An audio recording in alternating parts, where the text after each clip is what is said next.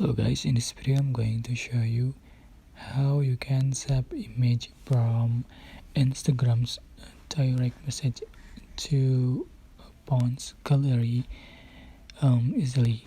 So you can open the Instagram and you can click direct message in the top right corner.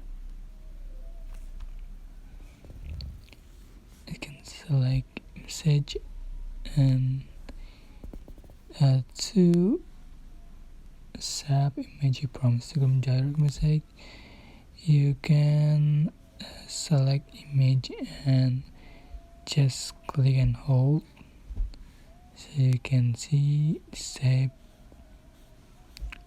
button. Just click on it, so you can see photo is saved and just see and your gallery, your porn gallery.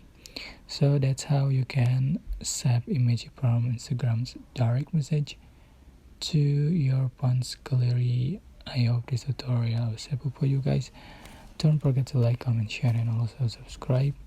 If you have any question, please leave in the comment section below. Thank you so much for watching.